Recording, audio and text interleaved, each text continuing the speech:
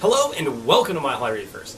I'm Scott Anderson, and here's the video you've all been wanting to see. This is the 210 build. Now the very first thing I got to do is I got to get this Pucani rock that's curing in the extra tank in my basement out of there and get those tanks set up so I have a place for line sand. So it's been almost 2 weeks of curing this rock, and you can see the water's pretty murky. This is actually the second water change of this stuff. And I measured nitrates the other day, and I was less than 2 parts per million in this tank. Yes, I understand that it's way too early. Yes, I understand that I should have done this with saltwater. But since I don't want to wait a month and a half to set my tank up, I think I'm going to go with this now. Okay, to be completely clear, I'm completely gambling at this point. By only cycling my rock for 2 weeks in fresh water, I'm potentially poisoning my tank. I still have the potential to have ammonia in my tank, high nitrate levels, and that could completely screw me. But I think I'm okay because I've got 70 pounds of live rock in there that's already between 8 and 2 years old, and I've got probably another 40 pounds of live sand in there, at least 40 pounds of live sand in there. So I should have enough of a bacterial load to make all this work. But remember, I don't recommend this to anybody. I'm doing it as a gamble on my side because this is the week I had vacation. This is the week I had time to set it up. Otherwise, it was going to be at least October before I could set this tank up. So, one of my big problems is I've got a lot of live sand that I've got to keep alive. Now, what I've currently got is a deep sand bed, and when everything's said and done with this 210 tank, it won't be a deep sand bed. But there's still a lot of life in that sand that I want to keep alive. There's lots of snails, and there's lots of worms and other critters in their pods that I want to keep alive. So I'm getting this tank set up so that I can use it to keep all my live sand ready, alive, while I dismantle the 90-gallon and set up the 210. Also, when this thing's said and done, it'll be my new frag tank, which is going to be pretty cool. I've also got this one up here, which I'm debating on setting up, but I might do that at a later date. There's a lot of biological material still on this rock. Kind of see all of that. And I think what I'm going to try to do is actually just grab the garden hose and start blasting all of this stuff off of here and see if that doesn't help. This is actually working really good. By spraying this rock, I'm getting a lot of the sand out of it and a lot of the excess biological material. And you can kind of see all of this stuff here that's kind of washed out. So I'm actually pretty happy with all of this. Okay, so the next thing I have to do is I have to build my Durzos. And I actually did these offline. The idea was I'd have as much stuff prepped and ready to go. So this tank was all assembly. So while I was planning the build, I went ahead and built my Durzos. Now, I could have just bought Durzo standpipes in kits, but let's face it, the ones I've used in the past are real thin plastic. They tend to break. They're just, I don't like them. So I made my own using Schedule 40 PVC. It's a lot stronger. You're also going to see I'm going to try to use a siphon to suck the water out of the tank. It fails miserably. It's completely fixable if I valve the drains, but for the time being, I'm just going with standard Durzos. Here's my design for a dual Durzo. One being full siphon, the other being basically an overflow. So if you look at it, the one on the left is the full siphon, and the way I've set this up is I got the bulkheads on the bottom with a screw to slip fitting, and I do that the same on both sides. And then we go up 18 inches, and I've cut the pipe, and I've added a slip fitting in there for a dual connector, right? So I can connect the bottom slip to the top slip, which allows me to switch this pipe out here. I'm going to glue these guys together right here on these corners. Those are going to be glued, so those are going to be able to come out by unscrewing here, but this guy is just going to be able to slip right out. I'm not going to glue these in. Idea being that I can change pipes here to adjust the total height. And then if you see, this pipe here on the left is slightly lower than this one on the right. The idea being that this guy is going to be full siphon and this guy is going to be an emergency backup. And part of how I've accomplished this is, if you look at the top, I've got a hole drilled on this guy just like you do on a normal Durzo, but on this guy there's no hole. So that is going to be the full siphon pipe. But I thought I'd show you guys this before I put it all together, because once it's in the tank and the tank is running, I'm not going to be able to get behind it to film to kind of show what's going on in back here. But I hope it works out pretty good. I don't actually know. This may just end up being a dual standard Durzo setup. You never know. So here's the 4 Durzo sand pipes all glued together and ready to go, except for this one closest to me. You know, kind of explain what's going on there. So these outer 2 are the standard ones, and you can see they got the holes drilled, and those are going to work just like regular Durzos.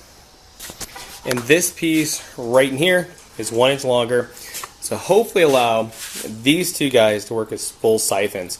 And to kind of give you a little better idea of how I put it together, this is a slip to thread fitting, and it's glued together here. And then here is a coupling that's slip to slip. And then this piece is just an extender. Basically, I've designed this so all I have to do to adjust the height of the Durzo itself is I have an inch of adjustment here, because I can move it with about a ½ inch on this side and about a ½ inch on this side. And then if that's not enough, I can remove this piece, cut a new piece, and slip it in. So all of this will always just slip together. It'll never be glued, and it should work great. But the real test is going to be when I put it in the tank, will this full siphon with backup standard Durzos actually work? Okay, so now's the sad part of all this. I've got to tear down the old 90-gallon tank. And it took me 6 hours to tear this tank down. And I actually did this while my wife was at work. And this is a top tip. If you're going to tear down a big tank, do it when your wife's not around. That way she can't see the mess you're making, because I trashed my house doing this. There was water on the floor, I dropped some hermit crabs that were running around on the carpet. It's a huge ordeal, it's messy, so just make sure she's not home so she can't see it. But all that being said, my hands are wet, there's no way I can run a camera and video all this, so the next part is actually the tank empty and ready to come out. So after 3 hours of hard work, I've got all the live rock out and all the coral down in the sump. Not a lot of lighting, not a lot of water flow, but at least it is the same water that we're in. So, it should work out for a day or two, however long it takes me to get this stuff set up. But definitely not a long-term solution. And then I've got water filling into this top tank, so I can start getting all this stuff ready. So I'm reusing all the water from the 90-gallon, dumping it from the tank upstairs all the way down to this top tank, which will then flow down to the bottom tank. And here's the 90-gallon. It's downstairs in a spare bedroom I have. And this is where it's going to stay for a while. Just kind of out of the way of the wife and family, and someplace where it can look ugly. I am not sure what I'm going to do with it. I'm kind of thinking about resetting it up as either my quarantine tank or fish only, or who knows. Right now, the focus is on the big guy upstairs. Okay, so now that I have the 90-gallon downstairs, it's time to put the stand in, put the tank on top, and work on all the plumbing. Now, I made a whole other video about the stand because I think enough people might be interested in how I built the stand that it warranted its own video. Plus, that would make this video really long. And it's already going to be really long the way it is. So, up next is the plumbing. Now, I got off really easy on my plumbing because my sump and everything's in the basement. So all I have to do is hack off the connector for the 2-inch pipe in the basement, rerun that a little bit, and the rest is just upstairs. So all I have to do is run the drain system upstairs and run the return line upstairs, and that's all I got to do. So it's actually really easy plumbing for a 210 build. All this work, I hacked the old line off right there, put a coupling in, ran a pipe and a 90 up, where before I had that reduced down to 1 inch. It didn't work. My old pipe feeding down the drain was 1 inch, so I put a 1 inch in there, down to 2 inch. Now I've got 2 inch down to 2 inch, which is awesome. The old plumbing is exactly the same as it's always been down here, other than I have plugged everything in for my frag tanks, which are running. They probably won't be used for fragging right off, but one thing I did figure out is for the old sand bed, because I was able to get these plastic containers and use those, and that works really good for keeping your sand in there. And then also day 2, fish, coral, everybody seems pretty good down here. They're not as happy as they normally are, but everything's said and done, they're doing pretty good. All right, here's the tank filling with water. I've got the black background on. For right now, I'm just using the black plastic background. I had to get 2 pieces and patched it together because this tank's way too tall. Long term, I'm probably gonna try a different solution, but for now, this is what I gotta do. So the way I'm filling my tank is with my RODI unit. I'm just going straight fresh water. So you can see the blue line's the good water. I've got my RODI unit underneath, and then I've got the supply line running through the floor to the hookup in the basement, and the drain line running through the floor to the drain in the basement. So that works out really well for filling the tank. Bad news is, even with the 150 gallon per day hookup, this is gonna take forever. I started filling this thing about 7:30 this morning. It's about noon, and as you can see, it's got a long ways to go. So I've modified the return line into my tank, and this is the same one I was using on my 90 gallon. I just made a few modifications. You can see right here, I have a valve so I can control the flow into the tank. This is really useful for trying to fine tune stuff. And I think with that siphon system I'm going to use, that's going to make a big difference. And then it's just teed off, and then it runs up 2 PVC lines. And then you can see it just kind of L's up and hooks over the tank. And by running it back, I'm able to get those 2 extra holes for drains, which to me is a really big deal. You can see the other side's pretty much exactly the same way. So minor mods, I just had to straighten the one out on the left, so I had to cut it off and rebuild the very end that the hose actually comes out of, but no big deal. And I'm gonna go throw this back on the tank and we'll be trying it out soon. So another day is done, and all the plumbing's done. It was a lot of work getting all this done, figured out exactly how I was going to do it. But I've got 2 drains on each side. If you look at it, it's 2 bulkheads feeding down flexible PVC down to a 90 and a T, and then back here to a T, and then down to the sump. And then I got the exact same thing for the drains going on the other side. Unfortunately, the right side isn't quite as high as the left side. It's about a ½ inch off. So hopefully that doesn't mess with the drainage too much. I'm gonna wait until water flows through to see if there's any adjustment I need to make, because it's really a pain. Every time I try adjusting these, my bulkheads come loose and leak, and it's painful. Okay, so while the RO water's still filling up, I want to go ahead and put my Pucani rock in, because I want the Pucani rock right on the glass itself. I hate having the structural portion of the reef on the sand. What happens is I've got sand sifting stars, and I've got a little pistol shrimp in there, and they all like to dig around. And when they dig around, they undermine the structure of the reef. So what I wanted were these big structural pieces you see here, supported by glass. So no matter how much digging they do, they cannot undermine the really important big pieces of rock. Okay, so there's 24 hours worth of filling this thing with water.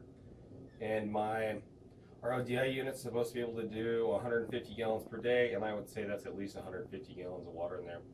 Last night I also put my Bucani rock in there. This is just dry rock, which I actually cured in fresh water. I wanted to go ahead and do a full saltwater cure and all that, but this is when I had time to get the tank ready. So we'll see how well it goes. But I'm about ready to put all this salt in, so we should be in good shape. So this isn't something I recommend people do unless they have the situation that I was in. I cured my Bucani rock in fresh water, so I was able to put it in fresh water. And to be honest, by this point, that Bucani was dry. It had been sitting outside, it baked in the sun. There really wasn't any life to save on that. Now, I realize that that is going to mean I'm going to have a spike in nutrients from all the death that took place on that rock.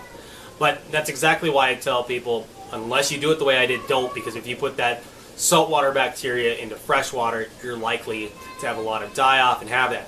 Ideally, what you want to do is cure everything in salt water, have all that bacterial goodness on there, and then put it directly into salt water. But since I didn't have that, it wasn't a big deal to me. But the next part is me putting it into salt water. Okay, so there's enough salt to make 200 gallons. You can see the water's pretty cloudy, but that should completely clear up here in a little bit.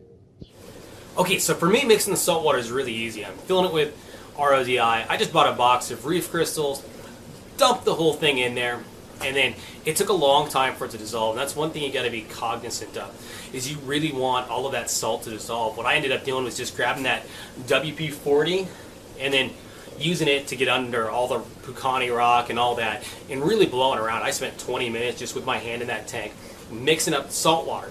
And by then it worked pretty good.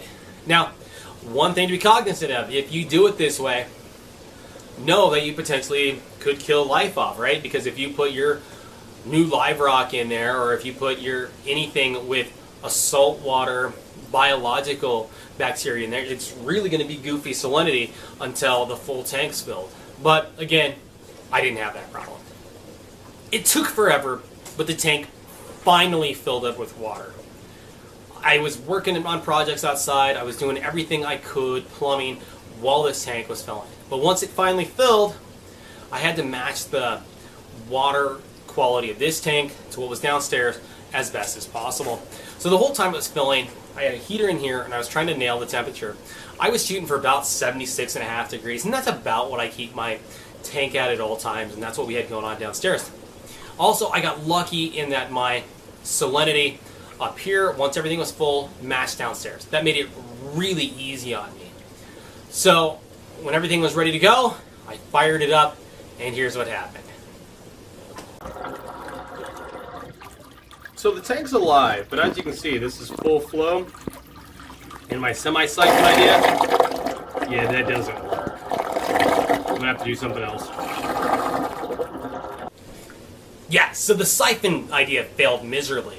My idea was that my pump puts out so much flow that I could manage the flow through the siphon just by using the valve on the intake line. So I didn't valve the drain lines, which I really should have done if I was going to go for the siphon idea. But I didn't, so they failed miserably. So I modified my Durzos to fix that.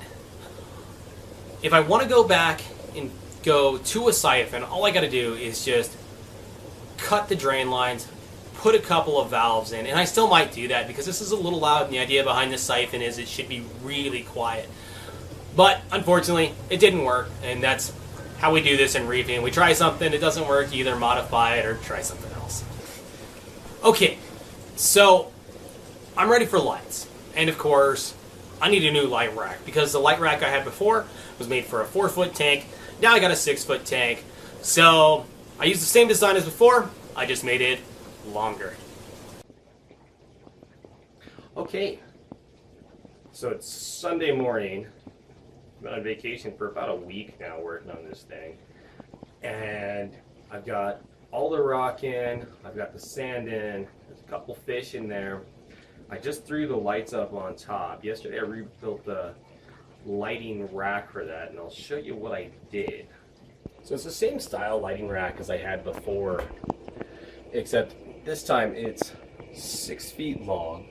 And forgive my camera work, I'm trying to stand on a stool and film all this. It's 6 feet long, and then I added these center braces, and it's all just held up by 2x4s for the time being.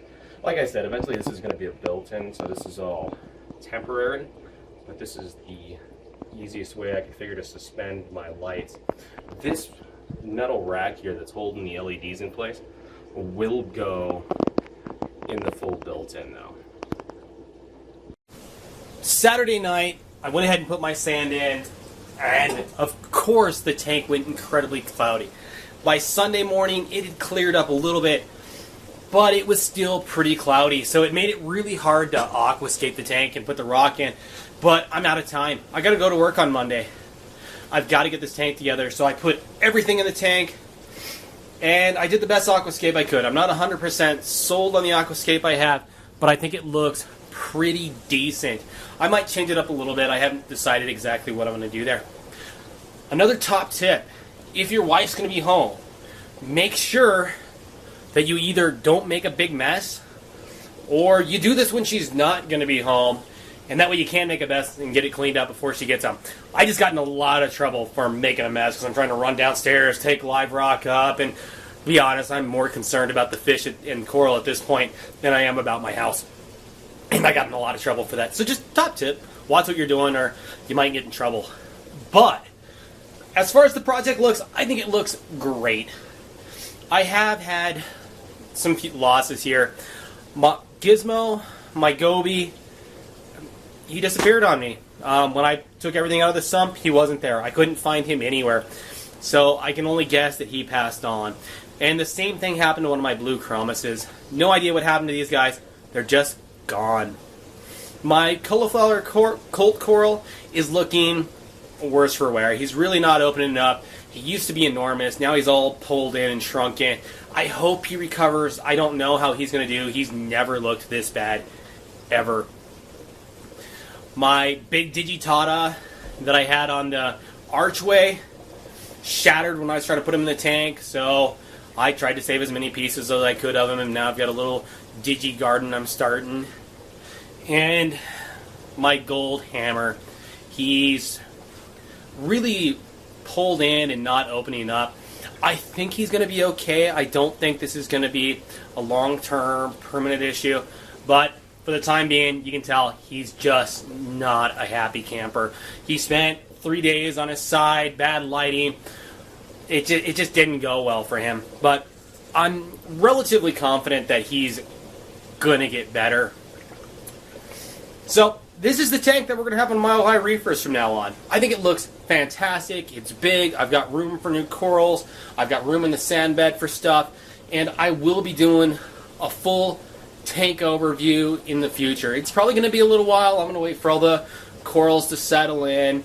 I'm just going to wait for the right timing to do this. But here you go. I think it's beautiful. Thanks for watching. If you haven't subscribed, I'd love to have you subscribe. I'm always putting more stuff out. And if you're not following me on Facebook, I really recommend you follow me on Facebook. I'm always trying to put new pictures out there. It's just good to kind of keep the social thing going with other reefers, and it's also a really good way for me to keep a timeline of the changes in my tank. So thanks again for watching.